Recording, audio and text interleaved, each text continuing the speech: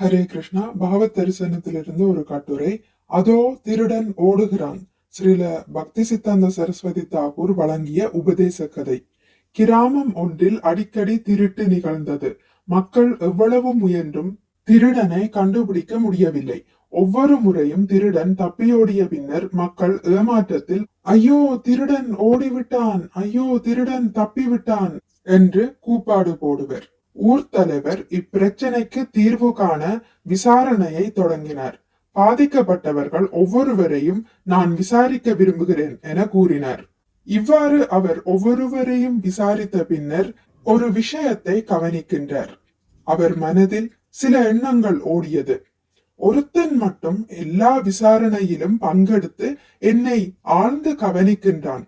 அவன்தான் நிச்சயமாக திருடனாக இருக்க வேண்டும் என நினைக்கின்றார். பின்னர் அவர் தனது உதவியாளனுடன் இணைந்து ஒரு திட்டம் தீட்டினார். இரவு நேரத்தில் சந்தேகத்திற்குரிய அந்த நபரை தலைவரின் வேலைக்காரன் உளவு பார்த்தான். அந்த வேலைக்காரன் உடனேயே ஒரு நபரை அந்த இருட்டில் கண்டான்.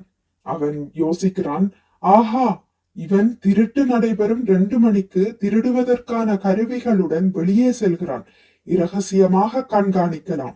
இவ்வாறு அந்த வேலைக்காரன் ஒரு இடத்தில் ஒளிந்தபடி கண்காணித்தபடி இருக்கும் போது சில நேரம் கழித்து திருடன் ஒரு வீட்டினுள் நுழைந்து பொருட்களை சுருட்டி கொண்டு வெளியே வந்தான். அப்போது அந்த வேலைக்காரன், ஐயோ, இவன் கொள்ளையடித்து விட்டு காட்டிற்கு செல்கிறான் என நினைத்தான். சிறிது நேரம் கழித்து அந்த வீட்டிலிருந்து சப்தம் கேட்டது. உதவி, உதவி, திருடன், திருடன், யாராவது உதவி செய்யுங்கள். கிராமத்தவர்கள் அங்கே ஒன்று கூடினர். திருடனும் திருட்டு பொருளை காட்டில் ஒளித்து வைத்துவிட்டு மக்களோடு மக்களாக நின்று கொண்டான். திருடன் கூறினான், என்ன கொடுமை, திருடன் மீண்டும் திருடியுள்ளான். அவன் இந்த வழியில் தான் சென்றிருக்க வேண்டும். பாருங்கள், தேடலாம். இவ்வாறு கூறிவிட்டு திருடன் ஓடத் தொடங்கினான். ஆனால் அனைத்தையும் அறிந்த அந்த வேலைக்காரன் உண்மையான திருடனை பிடித்து இவன்தான் திருடன், இவன்தான் திருடன் என்று அனைவருக்கும் முன் கூறினான். மக்கள் குழப்பமடைந்து தங்களுக்குள் பேசத் தொடங்கினார்கள். காவல்காரனுக்கு பித்து பிடித்து விட்டது. நம்ம ஊர்க்காரனை திருடன் என்கிறானே. மக்களில் ஒருவர் நேரடியாக அந்த காவல்காரனிடம் கேட்டான், காவலனே, நடந்ததை முழுமையாக சொல், எங்களுக்கு ஒன்றும் புரியவில்லை. இவன் எவ்வாறு திருடனாக முடியும்? இவன் எங்களுள் ஒருத்தன் அல்லவா? வேலைக்காரன், அதாவது காவல்காரன் கூறுகிறான், ஐயா, இவன்தான் திருடன். திருடியதை காட்டில் ஒளித்து வைத்துள்ளான்.